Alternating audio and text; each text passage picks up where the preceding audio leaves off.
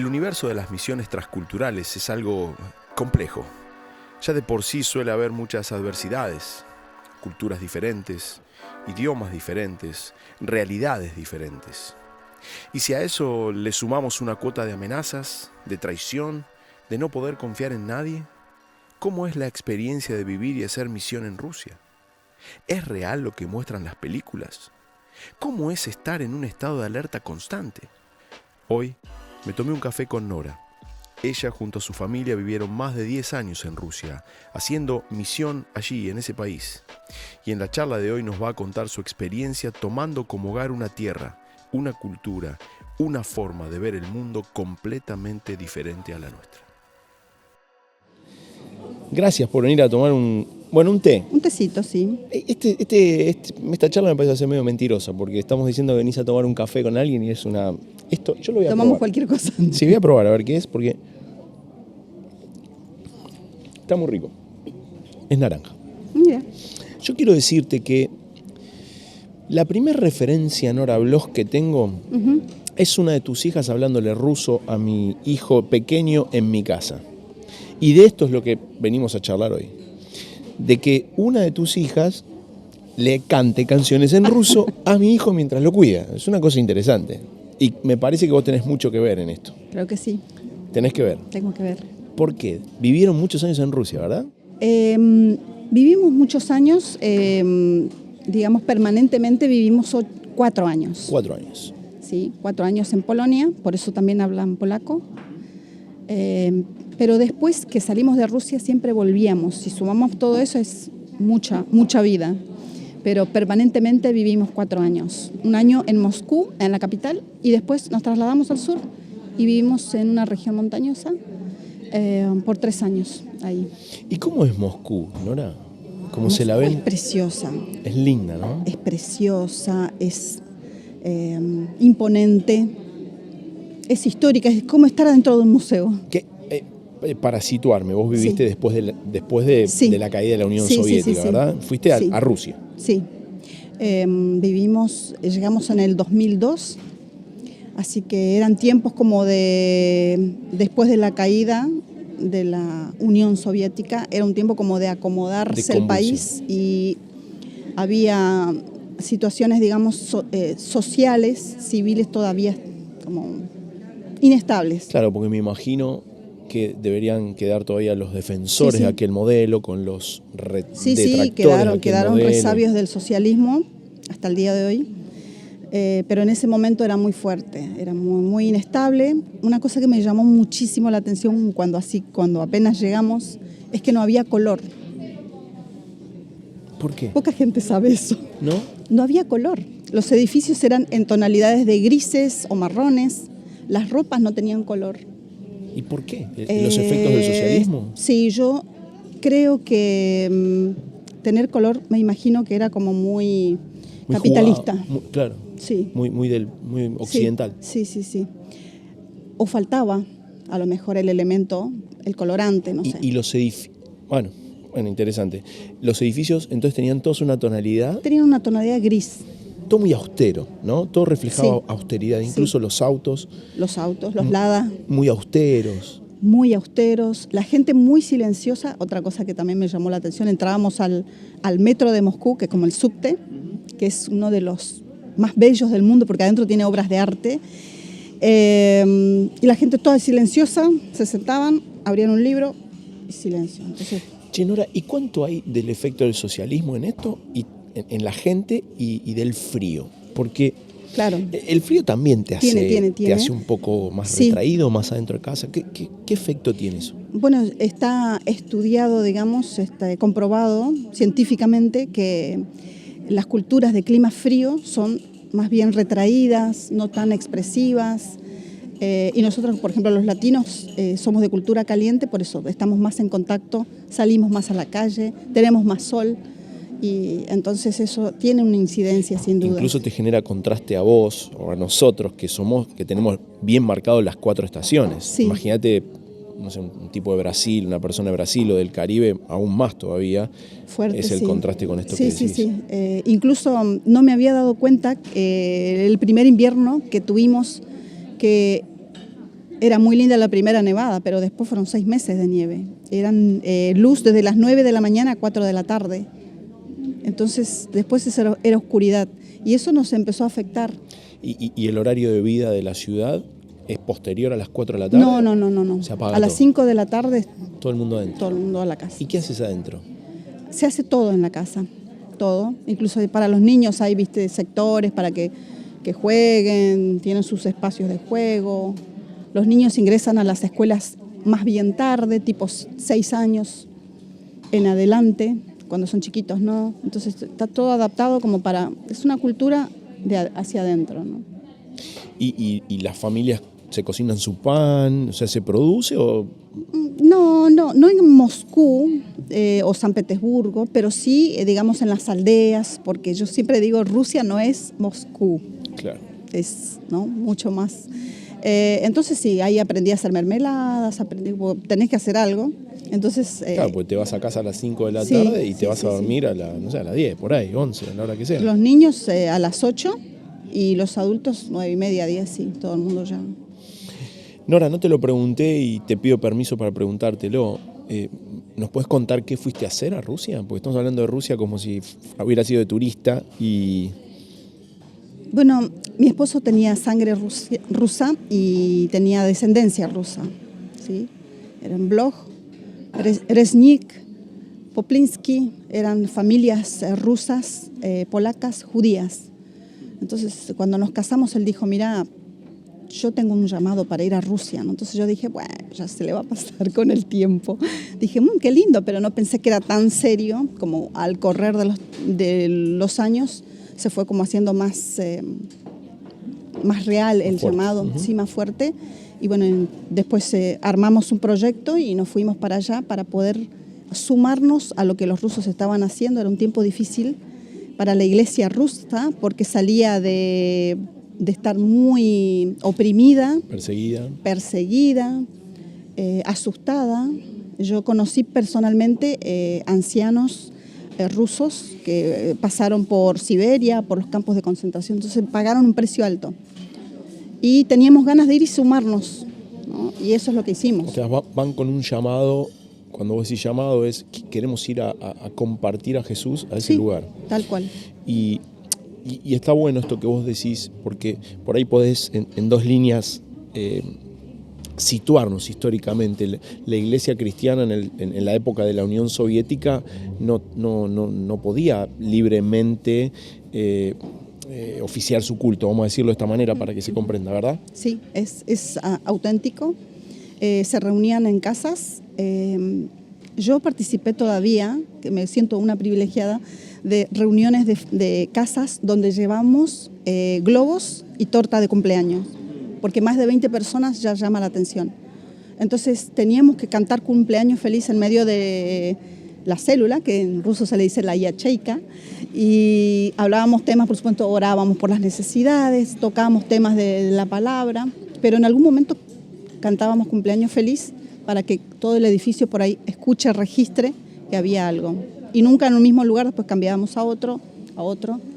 También participé de cultos en las orillas del mar Caspio, por ejemplo, reunidos ahí adorando.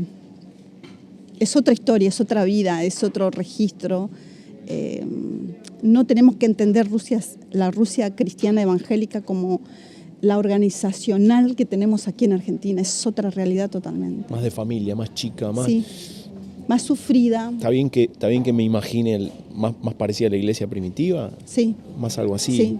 Menos institucional, un poco totalmente. Más... Por eso también en la reentrada que se le dice, cuando se estudia misionología, cuando volvés a tu país te sentís un extraño, porque estructura 20 minutos de no sé qué, 45 minutos de no sé cuánto, pararnos, sentarnos, actividades, es como... fueron muchos años, más de 10 años, de estar en este tipo de atmósfera mucho más flexible y más desestructurada. Entonces... Y que también se hace flexible porque por esto que vos decís, nos tenemos que juntar hoy acá, mañana allá y pasado no sabemos si nos podemos juntar. Porque incluso después de la caída de la Unión, o de que la Unión Soviética terminó, saco esa palabra caída, después de que la Unión Soviética termina, esta fusión, este periodo de transformarse en otra cosa, sigue dejando un poquitito las cosas. Es como que el campo queda minado, termina la guerra, pero vuelve a pisar y vuelve a explotar. Y te sentiste perseguida, preocupada. No solamente nos sentimos, sino que fuimos perseguidos. Sí, fuimos amenazados. Éramos como en las pelis, ¿viste? Abrías la ventana y había una persona afuera con un traje negro, con un sombrero, con una pipa. No te puedo creer muy que me digas evidente. eso. Sí, mirándonos. ¿De verdad pasaba eso? De verdad. Y un día me animé, no sé de dónde, o me agarró la cosa latina, bajé, lo saludé y le dije, pueden intervenir el teléfono, pueden mirarnos, saben quiénes somos, así que yo, tenerte acá frente a mi ventana todo el tiempo me parece que no da. Déjame este espacio. Y no volvió más. ¿Qué eran? ¿Servicios de inteligencia? Sí. O sea, la antigua... Totalmente, la mentalidad sigue. Yo tengo una teoría, o sea, se enmascaró, se maquilló con democracia, pero el núcleo de lo que es el socialismo sigue intacto. Sigue duro. Sí, completamente. Este sentido del zar, que todo lo decide, bueno, lo vemos ahora, ¿no?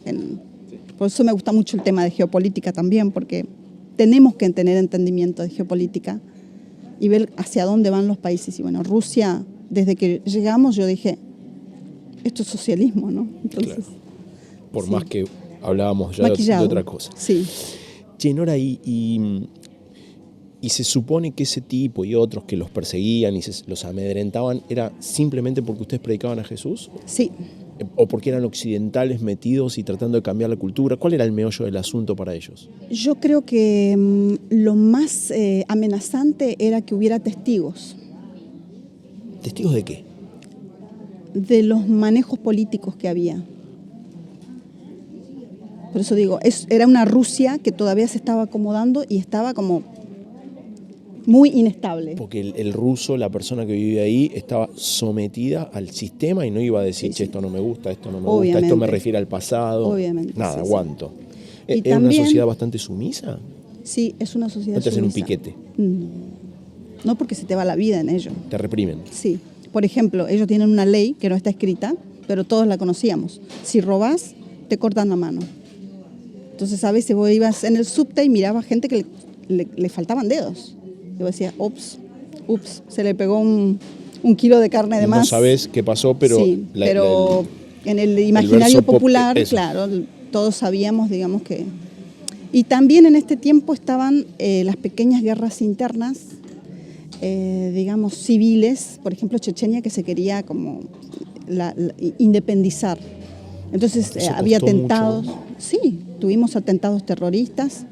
En el metro Dubrovka de Moscú, por ejemplo, que es muy conocido, que se puede mirar en YouTube. Para mí lo más impactante fue Bieslam, donde los terroristas chechenios hicieron explotar una escuela, tomaron una escuela y murieron más de 350 niños, profesores, padres. Yo estuve ahí después, consolando a mucha gente que perdió sus seres queridos. Entonces, eso fue para mí lo más traumático y lo más fuerte que vivimos. ¿Y las chicas, las nenas, iba a decir, eran nenas? ¿Qué edad tenían en esa época? Bueno, nosotros las criamos en campo. Se fueron chiquitas de acá. Flor tenía 3 cuando salimos de Argentina, Sara tenía 8. Pero yo creo, Diego, y yo siempre lo digo a los papás, ¿viste? Siempre lo afirmo. Nosotros teníamos, nuestra casa era una casa argentina, no era una casa rusa. Y también le pedimos mucho al Señor, hacíamos el culto familiar que le decimos nosotros, nos sentábamos, orábamos juntos, era muy gracioso, por ejemplo, Flor era muy chiquita y éramos los 4, mi esposo, Sara y Flor, y nos sentábamos y cada uno le tocaba un día dar la palabra y a otra, ¿no? Entonces cuando le tocaba a Flor, ella tenía escrito y decía, hola hermanos, gracias por venir a nuestro servicio. Hacía un culto. Y era se había quedado formal. Con la institucionalidad de acá. Era súper formal y era muy gracioso escucharla, porque a veces le tocaba dar también, digamos, la reflexión. Yo creo que eso nos salvó. ¿Y no se preguntaron, Nora,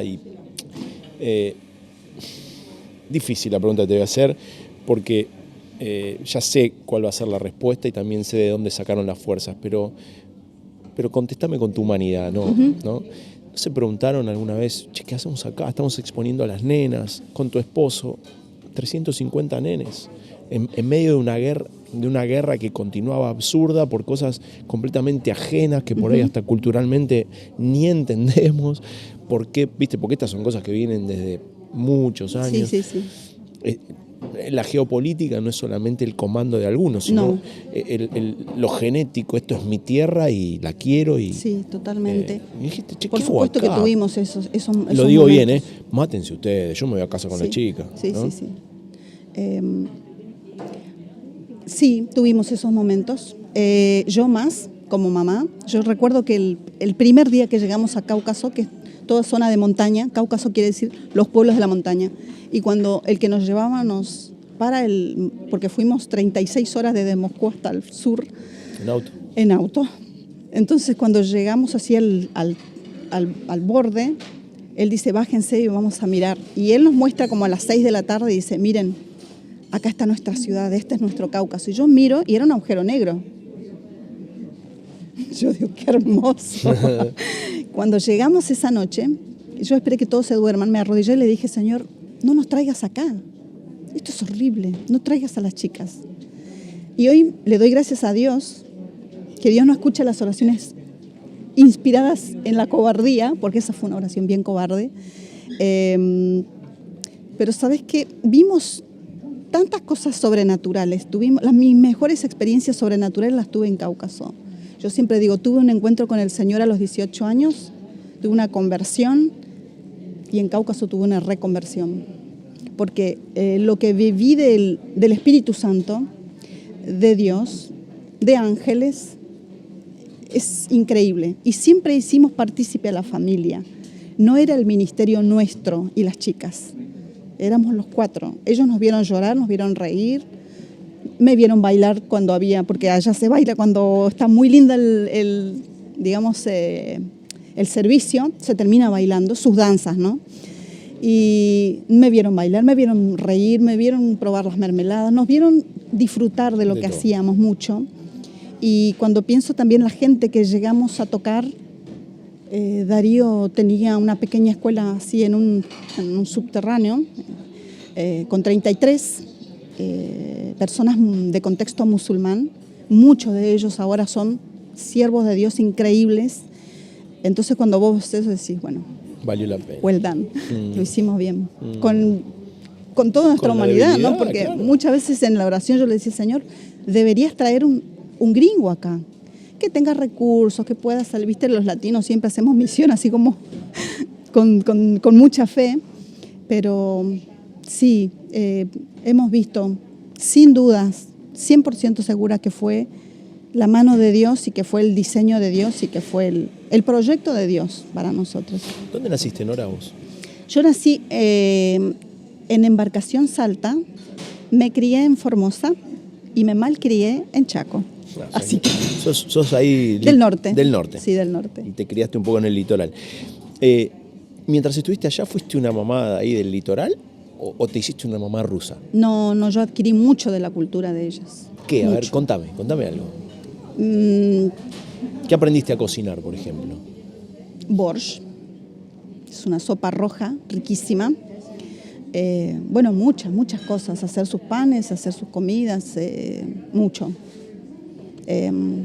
Yo creo que ya no volvimos argentinas 100%, que hay mucho. Es más, cuando nos juntamos las tres... Se les pegaron cosas de la cultura. Sí.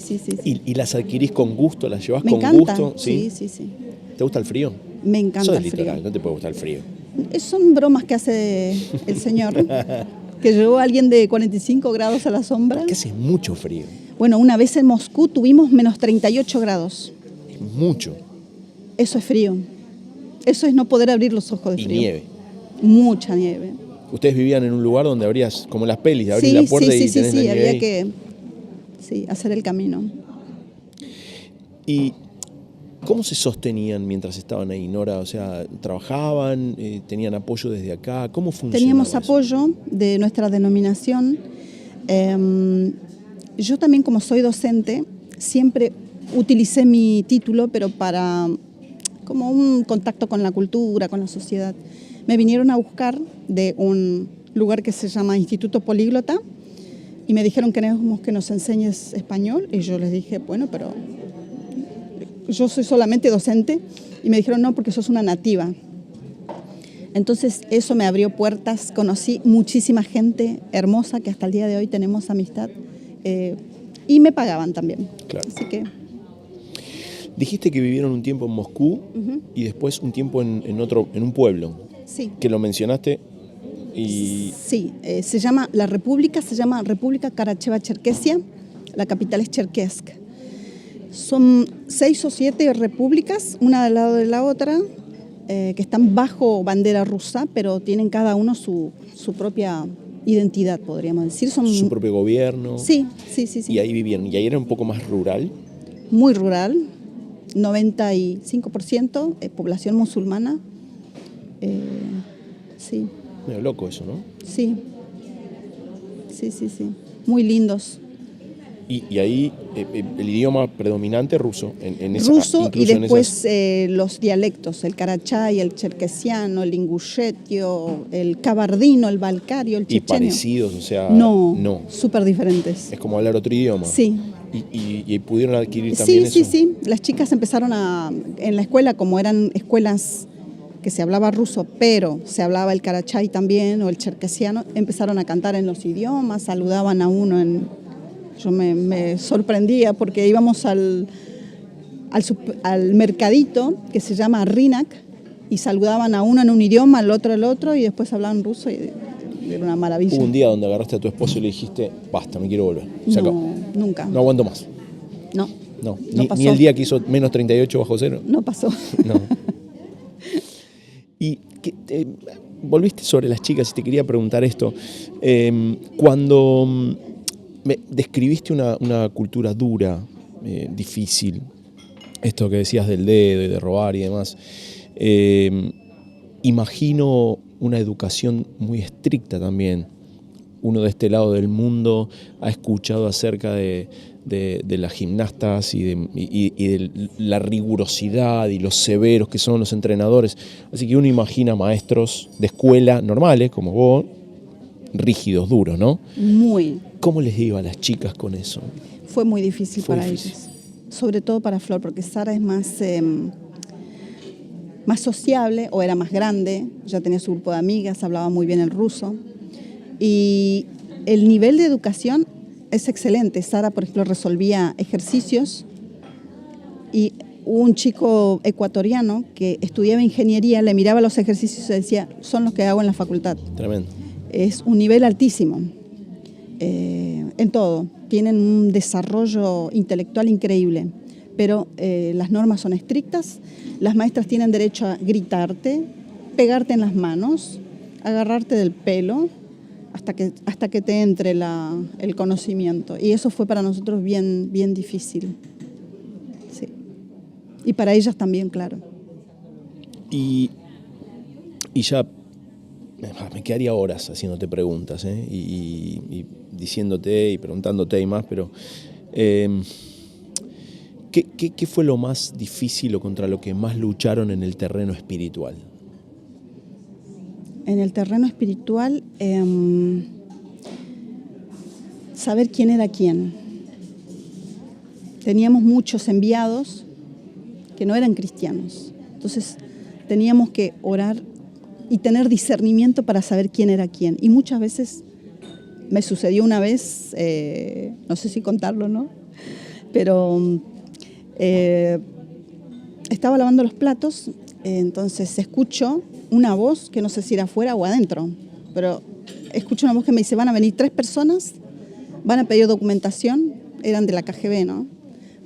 Ahora se llama FSB.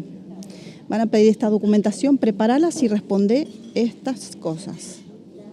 Y yo dije, bueno, ya me está afectando, no estoy bien. No estaba Darío, estaba cerca de Chechenia, él hacía muchos viajes al interior.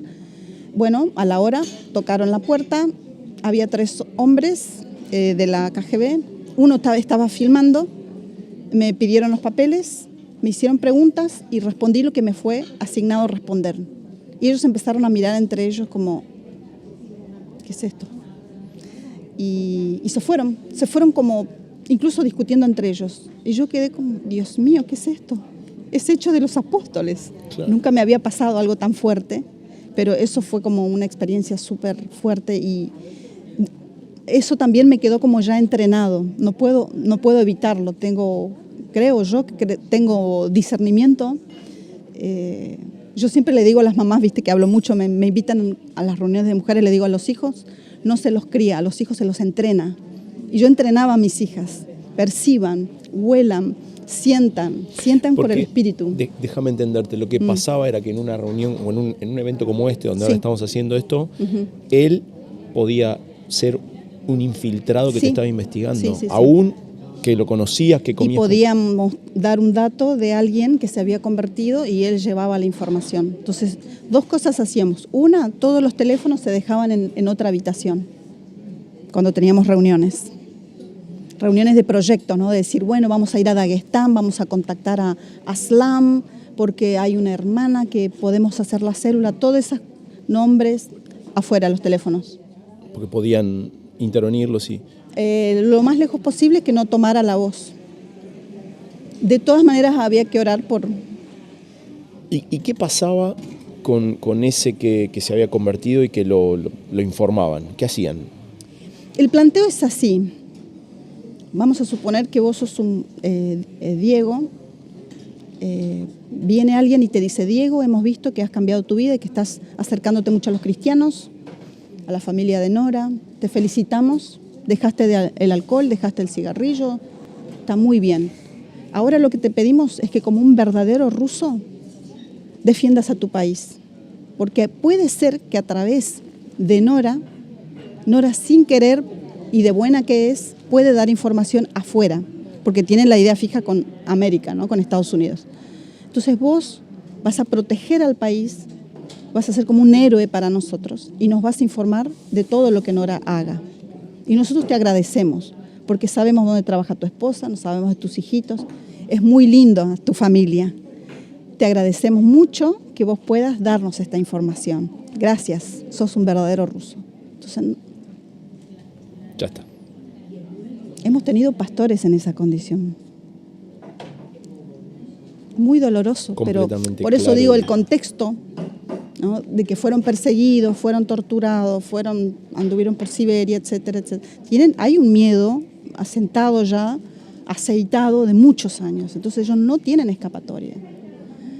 Lo más cristiano, digamos, que pueden hacer si son convocados como informantes es irse, escaparse por la montaña, ir para Armenia y salir.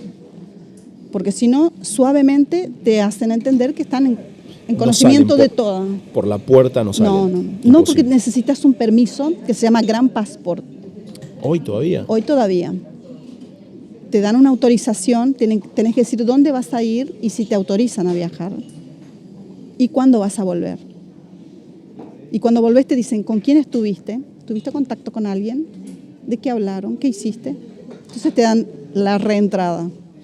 Es un poco como decías hace un ratito, parece las pelis que Netflix, uno ve varias temporadas. Y dice, no es así, pero es así.